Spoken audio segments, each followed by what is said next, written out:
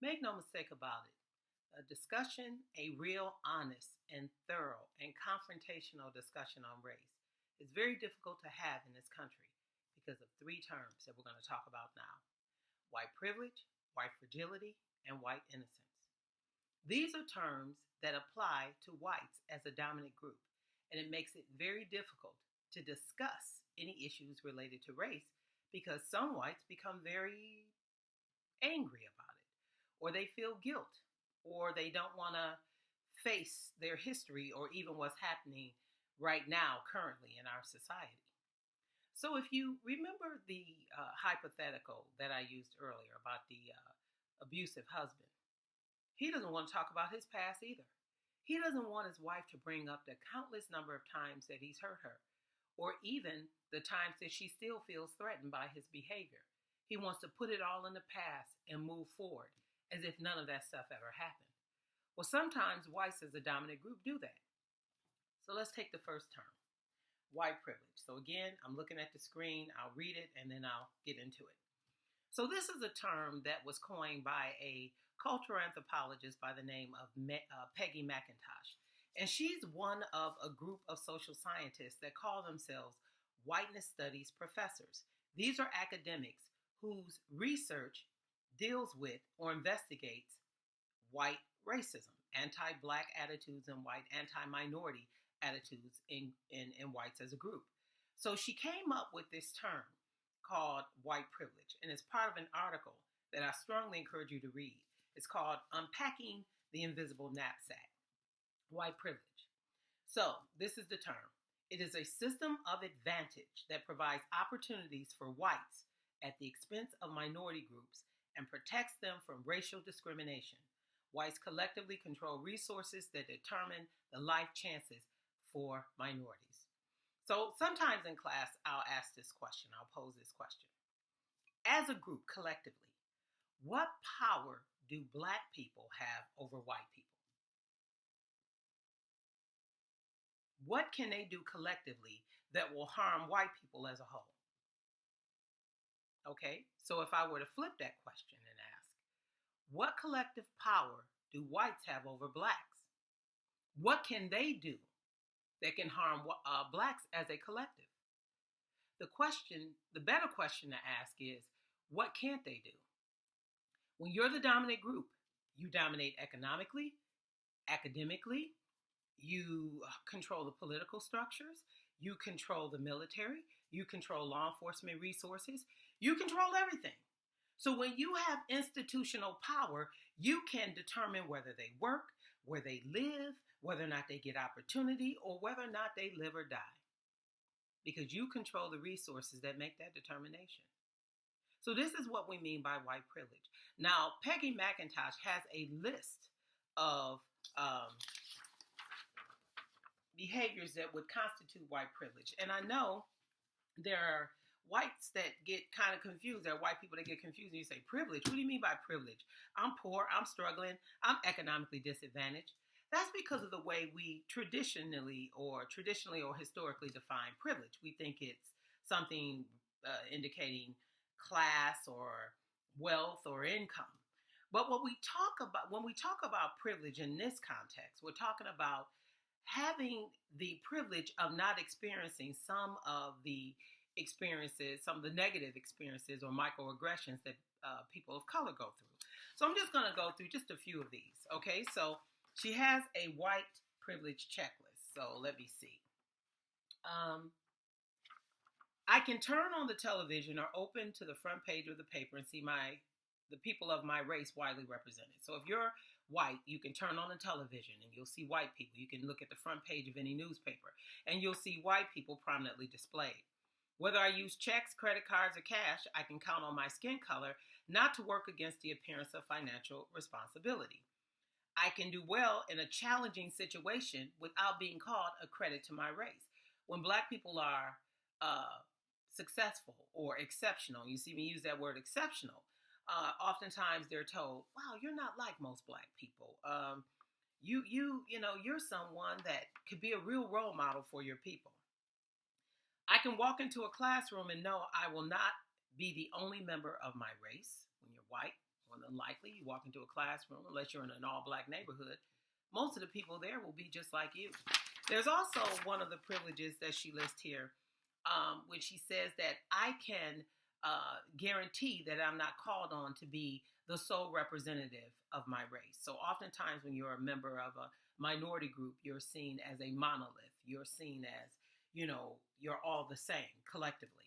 So they will ask you, some whites will ask someone black or Asian or what have you, they might ask, well, why do black people do this? Or how do black people, as if I can represent 45 million people in this country. So that's white privilege. Let's move on. The next term is white fragility, a state in which even a minimum amount of racial stress becomes intolerable. If you talk about anything dealing with friction between the races, sometimes whites get very, very intolerant of that, triggering a range of defensive moves. So if you bring up race, some whites become defensive. It ensures a derailment of racial discussions. You're not going to talk about race if people start getting all defensive, so that the status quo of white supremacy remains. So one of the reasons why some whites want to change the conversation is because if you talk about inequality, then you have to talk about white superiority and white supremacy. And then it begs the question, why are blacks, for instance, and other minority groups in an inferior position, and whites collectively, not all of them together, but collectively, do better than most groups? So if you believe it's because these people of color are inherently or naturally inferior to white people, then that justifies that inequality. And we know that's not true.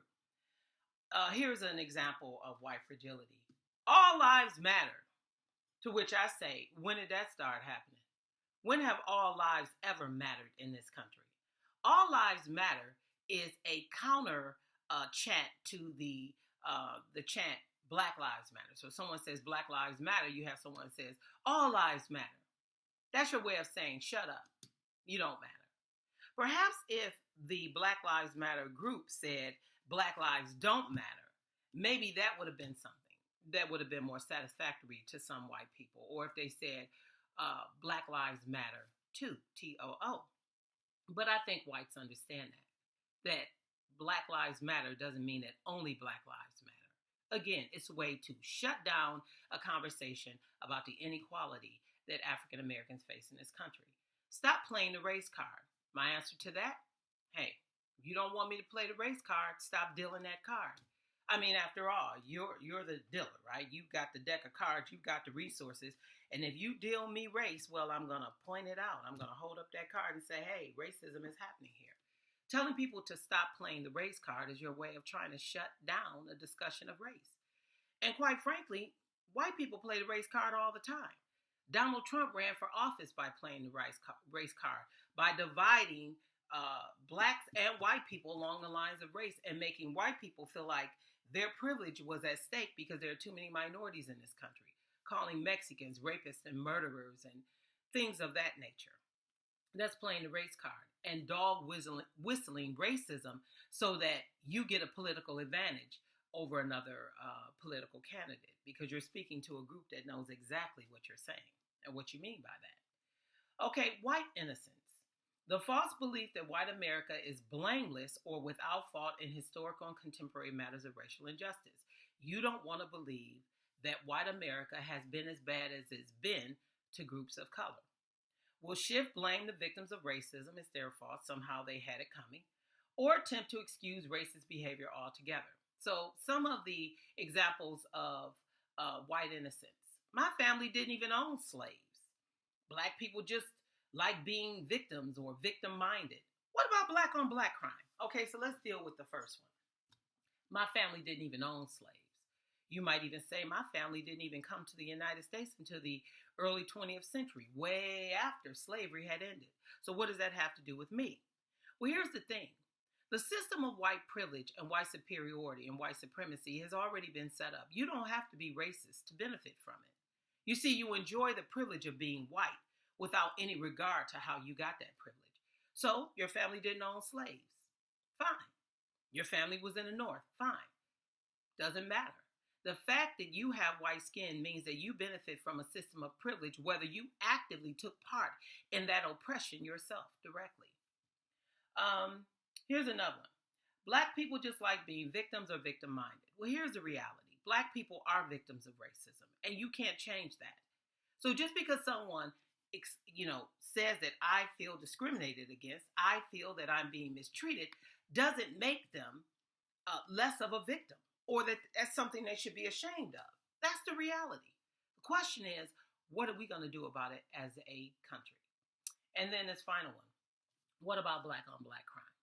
So if you go into the FBI Uniform Crime Reports, you will find that 91% of black people who are victims of violent crime have been victimized by someone black. But 87% of whites were victims of white perpetrators. So there's a 4% difference there. Should we start talking about white on white crime? Again, it's a way to change the conversation. When black people decry police violence, some whites will throw up black on black crime as if it justifies cops killing black people who are unarmed and not a direct threat to them. They don't have that right. So whether that black person is sitting on a couch eating ice cream or playing a video game at 2 o'clock in the morning with their nephew, like Atiana Jefferson was, like John Botham was, okay, when he was eating ice cream and a white officer got the wrong apartment and entered this man's house and shot him dead. There were still white people, who tried to justify that by saying, well, they shouldn't have done that. They shouldn't have done that. I recently read a story of a young white boy, a teenage boy, who spit on an officer in his face and said, coronavirus, said he had coronavirus. As they started putting the handcuffs on him and trying to tase him, he was saying, I'm resisting arrest, and continued to spit on these officers. You know what they showed on the news? His mugshot, which meant that he lived. Now, if he was African American and he tried that, or someone Latino or Mexican, I wonder if he'd live to tell the story. They didn't bother using lethal violence against him, even though he may have directly affected those officers with coronavirus. You see, when you're white, you matter. No matter what you do, you matter. And police officers think twice before they shoot someone white and unarmed.